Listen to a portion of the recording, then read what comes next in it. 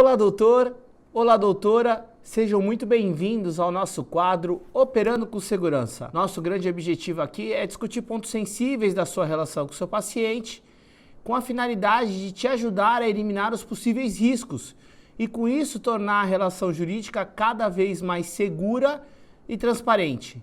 Eu sou Humberto Cordella e no nosso bate-papo de hoje eu vou responder algumas dúvidas que foram chegando por meio dos nossos canais, das nossas redes sociais e também através dos contatos que fizemos com algumas pessoas que pediram maiores informações também através das nossas redes sociais.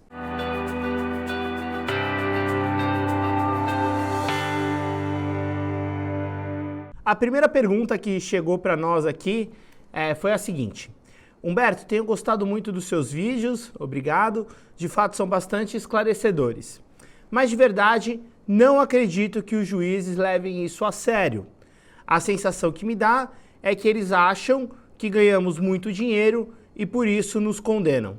É exatamente como acontece na Justiça do Trabalho. Preservei a fonte e assim vou fazer com todos que mandaram manifestações, até para que todos fiquem à vontade de sempre nos encaminhar seu ponto de vista. A gente vive hoje num Estado democrático de direito e é muito importante as pessoas se sentirem livres para manifestarem aquilo que efetivamente elas pensam.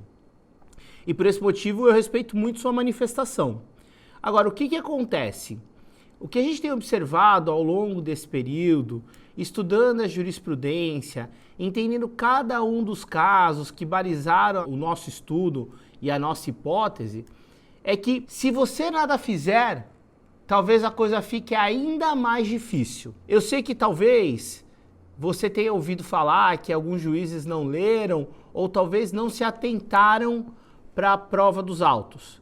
E o que eu quero te dizer é que se isso aconteceu, o que de verdade eu duvido, deve ter ocorrido com ínfima parcela. Tenho muitos amigos juízes e percebo que a maioria é muito atento a esse tipo de processo. A todos os outros, evidentemente, mas esse tipo de processo chama bastante atenção do judiciário, porque envolve saúde, segurança do paciente. Então, o que eu quero te dizer é que, em situações como essa, é extremamente importante você ter tudo isso documentado, porque vamos imaginar, só por hipótese, que você dê a sorte de cair com um juiz que lê. Se você não escrever tudo que precisa ser escrito antes, como você vai poder utilizar isso durante a demanda? Ou melhor, como você vai poder adivinhar que nesse caso exclusivamente você vai cair com um juiz que, por exemplo, é um juiz vocacionado, que vai ler a prova dos autos, que vai estudar tudo aquilo que você efetivamente gerou de prova e ter um julgamento isento? Então, minha dica aqui para você é: escreva sempre tudo no seu contrato. Eu tenho feito diversos vídeos, sempre orientando, sempre trazendo informação para que você possa refletir, avaliar seu termo de consentimento informado, se tudo aquilo que efetivamente eu venho dizendo nos vídeos de fato está escrito no seu termo de consentimento informado ou se precisa de uma revisão. Eu tenho dito isso muito para alguns cirurgiões plásticos, né? O termo de consentimento que a maioria usa é um termo de consentimento que foi criado há muito tempo atrás. E talvez o que tenha ocorrido é que ele tenha desfuncionalizado, como tudo na vida. A gente imagina que hoje o carro que nós temos é muito diferente do carro de 10 anos atrás, 20 anos atrás. Então é importante, como tudo na vida, que a gente atualize nossos documentos, que a gente efetivamente torne esse documento vivo.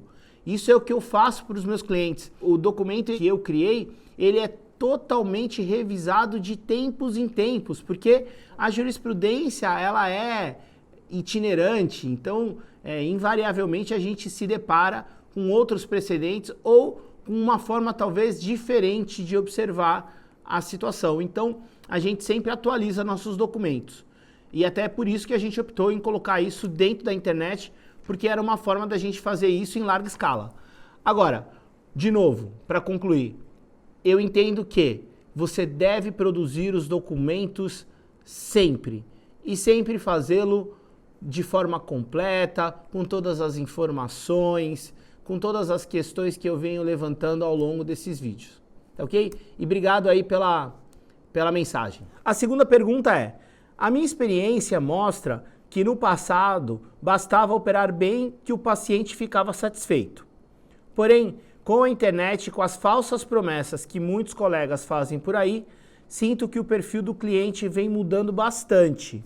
O que você me aconselha? De verdade, existe até um estudo de que a internet vem causando uma certa ansiedade nas pessoas e talvez, de fato, elas estejam criando muitas expectativas lastreadas no que elas veem nas redes sociais. Agora, o que eu posso te dizer aqui nesse aspecto é exatamente o que eu abordei num vídeo que eu falo sobre expectativa versus resultado planejado. O que acontece? Não há um cotejo analítico, documental do médico invocando qual é a expectativa da paciente e propriamente qual é o resultado que ele se compromete a entregar. Então, invariavelmente, o que acaba acontecendo é que há um descasamento entre a expectativa da paciente e o resultado planejado. De fato, a questão do perfil dos pacientes talvez tenha mudado bastante, e eu venho ouvindo de muitos clientes essa questão por conta, de novo, da internet. Hoje a informação é muito mais acessível, qualquer um pode jogar no Google e buscar mais informações. Existe também a questão relacionada à pesquisa da vida pregressa do médico. As informações hoje, de novo, estão muito mais acessíveis. Então o perfil do consumidor, e não é só na cirurgia plástica não, viu? De um modo geral, está muito diferente porque não existe mais leigo, né? A sensação que dá é que a internet trouxe tanta informação que hoje as pessoas efetivamente têm como ter base e uma estrutura de informação já compreendida e já sabida antes mesmo da consulta. Então, de fato, assim, acho que o cliente hoje está mais exigente e a internet trouxe isso.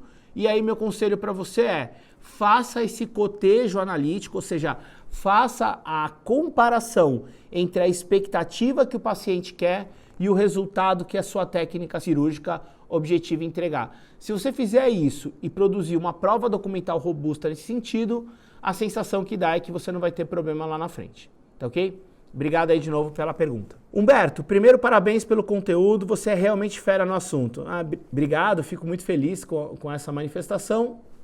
A gente de verdade tem se dedicado muito nos vídeos, feito um estudo muito profundo para trazer informação verdadeira para você, para trazer informação clara, trazer uma informação robusta e de alguma forma pragmática. O que a gente quer aqui é que você consiga extrair essas pílulas que a gente vem trazendo nos vídeos e colocar no seu dia a dia, na prática, para você ter uma relação mais segura. E obrigado aí pela manifestação. E aí ele prossegue.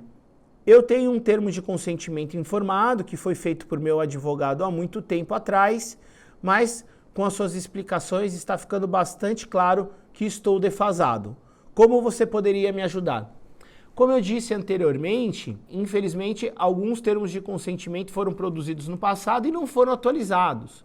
E, de novo, como tudo na vida, desfuncionaliza. Hoje a gente tem um celular, daqui a 6 meses, 1 ano, esse celular está defasado. E um documento jurídico é a mesma coisa, ele precisa acompanhar o que vem acontecendo no mundo aqui fora. Então, a primeira coisa que eu te sugiro é procure seu advogado, converse com ele e veja como que ele pode te estruturar um documento mais atualizado. E eu posso te dizer um pouquinho de como eu faço hoje para os meus clientes, né? E aí foi importante porque a pergunta anterior era sobre essa questão de resultado e expectativa, e acho que agora vai ficar bacana de mostrar um pouquinho na prática como funciona isso, né?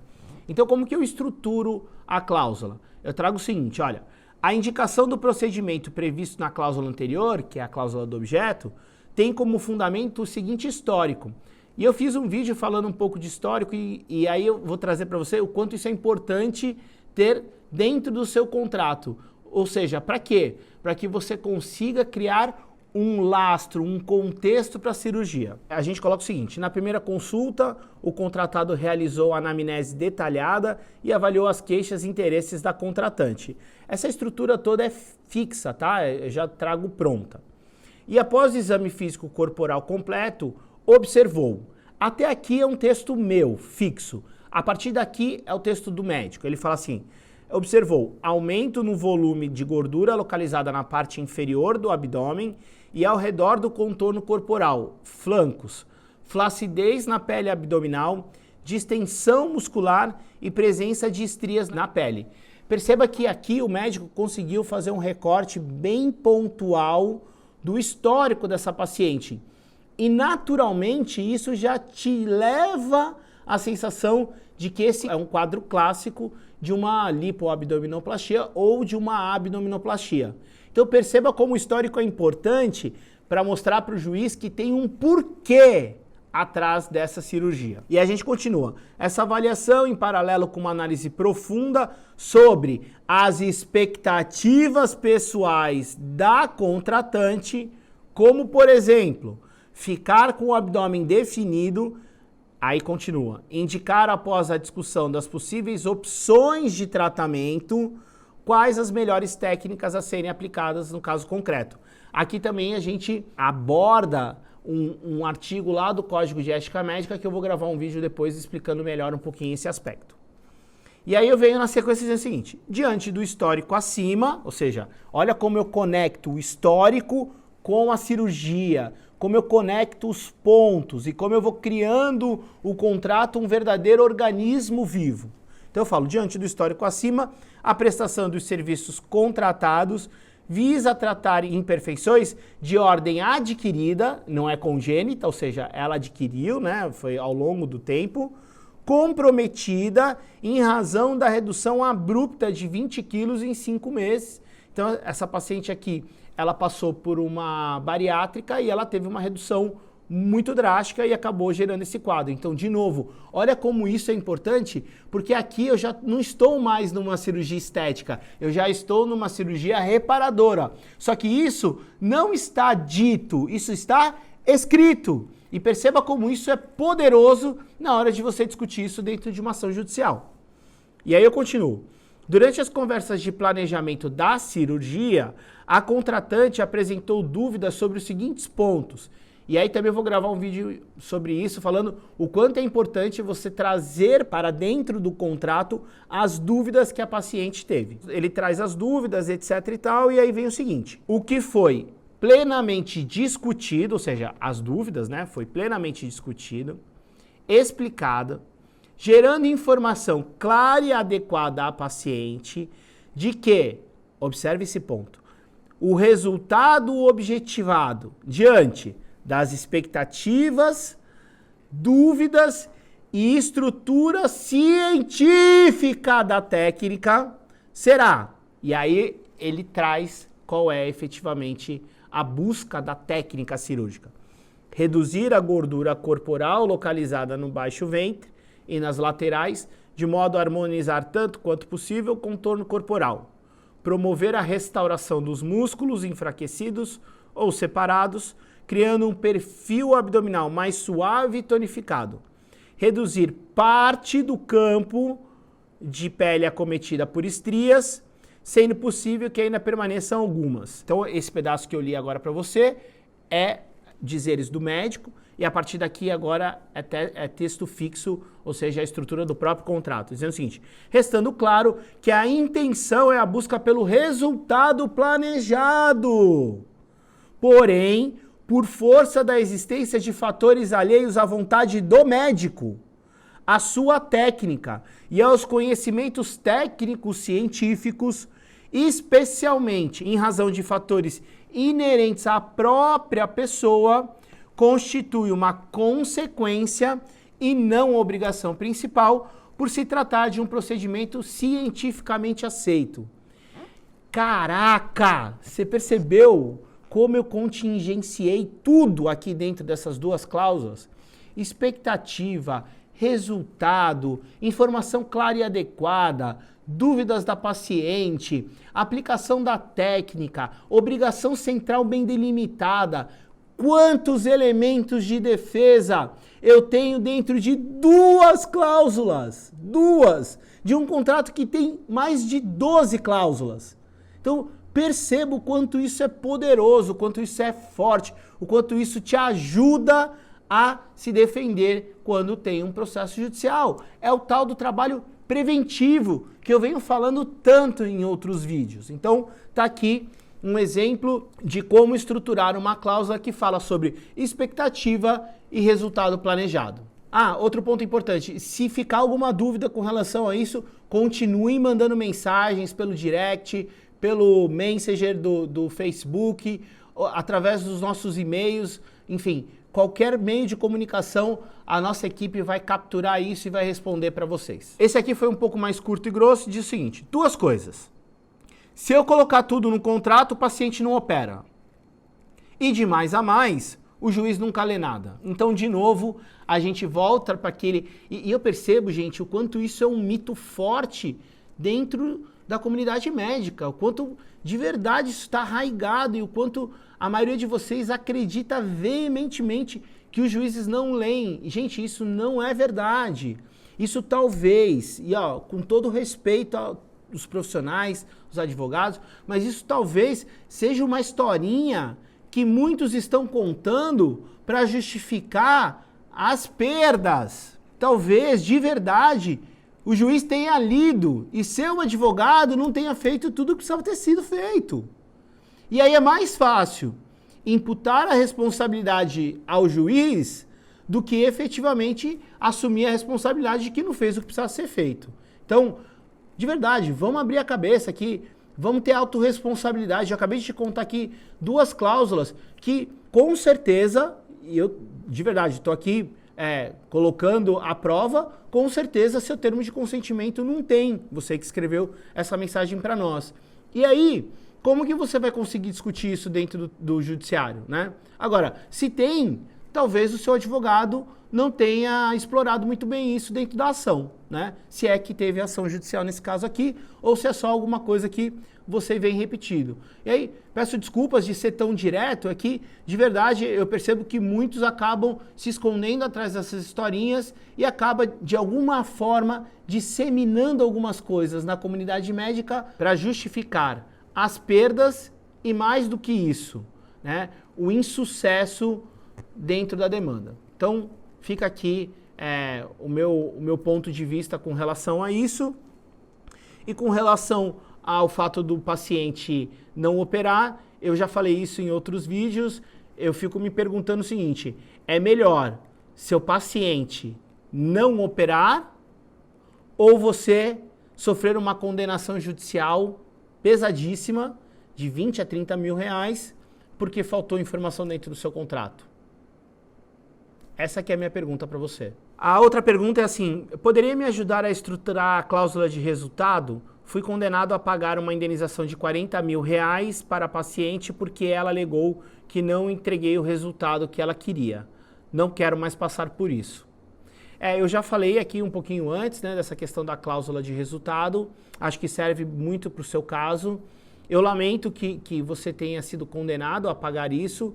E pelo que eu estou vendo aqui da sua manifestação, provavelmente isso aconteceu porque você não tinha muito bem delimitado a questão do resultado. Então, de novo, gente, olha aqui, tem um colega de vocês trazendo um testemunho, e aqui também fica claro por que eu estou preservando a fonte, não quero expor ninguém, mas olha só, o colega sofreu uma condenação de 40 mil reais por conta da ausência de informação concernente ao resultado. Então, não dá mais para a gente sofrer esse tipo de condenação por um elemento simples como esse. E eu já te contei aqui como fazer, e a partir de agora vocês não têm mais desculpa, vocês já sabem como colocar isso dentro do contrato. Então, vamos virar essa mesa, vamos virar essa história, vamos passar a ganhar as ações, porque ficou claro que o resultado que você se comprometeu, você efetivamente entregou. O que não pode mais acontecer, e eu já falei isso em outros vídeos, é deixar que a expectativa da paciente defina o rumo da sua carreira. Como que é isso, Humberto? É que é o seguinte, quando você não diz qual é o resultado planejado, o juiz passa a se guiar pelo resultado que está na expectativa da paciente. A partir do momento em que você não cumpriu e não entregou a expectativa que estava na cabeça da paciente, o juiz entende que é o caso, então, de indenizá-la porque você não entregou o resultado, ou seja, você não cumpriu com a sua obrigação. Por isso que é importante deixar isso muito claro dentro do seu contrato. Outra pergunta aqui, Humberto, eu assisti seu vídeo sobre a colocação da técnica cirúrgica no contrato e não compreendi isso muito bem. Pode me ajudar? Claro. O que acontece?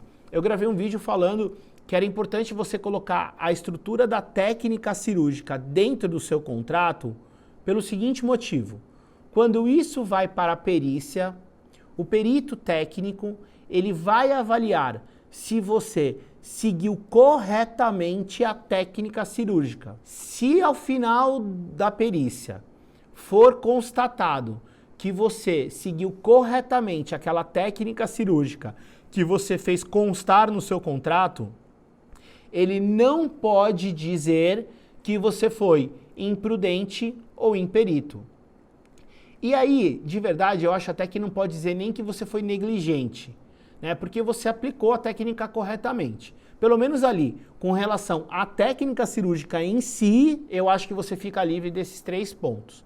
A negligência pode acontecer depois do pós-operatório, ou seja, alguma coisa que no transcorrer do pós-operatório não tenha ficado tão bem cuidada quanto a questão da técnica cirúrgica dentro daquilo que você se comprometeu no contrato. Resumindo tudo isso, o que eu quero dizer é, se você colocar a técnica cirúrgica dentro do contrato, isso facilita muito a vida do perito, porque aí ele só vai avaliar se você seguiu corretamente aquela técnica. Então, esse é o ponto, e também falo um pouco no vídeo, tá? E também trazendo um pouquinho desse aspecto, que você não fica engessado àquela técnica cirúrgica, porque eu até dei de presente para vocês lá como que funciona a técnica, ou seja, como eu estruturo ela dentro dos meus contratos, porque lá eu coloco um parágrafo único dizendo que se imperativos de segurança e saúde exigirem do médico outro tipo de conduta durante a cirurgia, a paciente consente que você altere o planejamento inicial, tá? Então, também fica claro que você não fica engessado, mas ao mesmo tempo facilita muito quando você vai para a prova pericial. Última pergunta é a seguinte: não tenho tempo de escrever isso tudo no meu termo de consentimento informado porque atendo muitos pacientes. Existe alguma forma de fazer isso de um jeito mais simples? Então, o que acontece? Você precisa, e aqui, olha só, eu vou sair um pouquinho do aspecto jurídico para te trazer um pouco da minha visão em relação à gestão do tempo. Talvez o que você precisa compreender é que o tempo que você dedica para fazer um contrato bem feito vai economizar muitas horas de trabalho seu.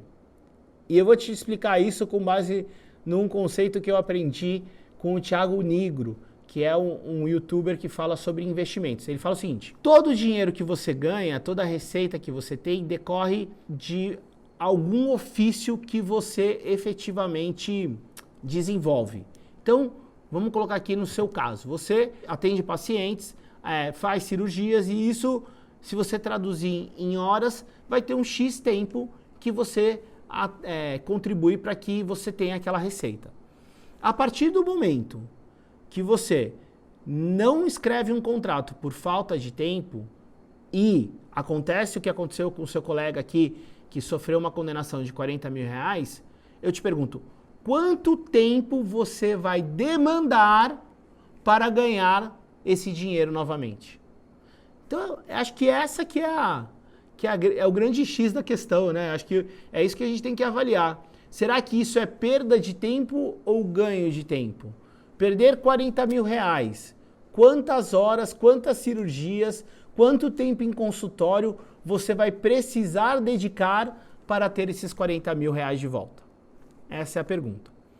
Mas, trazendo um pouquinho, já adiantando, trazendo um pouquinho do spoiler, nós estamos trazendo aí a Semana do Cirurgião Blindado, eu vou trazer mais informações ao longo das próximas semanas, em que a gente vai abordar, sim, um jeito simples, fácil e seguro de fazer tudo isso. Eu vou dar uma aula magna, vou te explicar como faz isso, como você pode preencher esse contrato, como sua secretária pode preencher esse contrato e como você pode ficar seguro dedicando pouco tempo a isso, tá? Gente, chegamos ao final do nosso vídeo. Eu quero agradecer demais a manifestação de vocês, as mensagens que foram enviadas. Isso traz para nós bastante ânimo de continuar gravando para vocês. Perceba que aqui o que a gente traz é informação, a gente traz conteúdo verdadeiro para você, para que você consiga colocar em prática dentro do seu consultório e com isso ter mais segurança jurídica no seu dia a dia. Continue nos seguindo nas redes sociais, curta nossos conteúdos, compartilhe com outros colegas e sintam-se absolutamente à vontade de entrar em contato conosco nas nossas redes sociais. Um forte abraço a todos e até o próximo vídeo.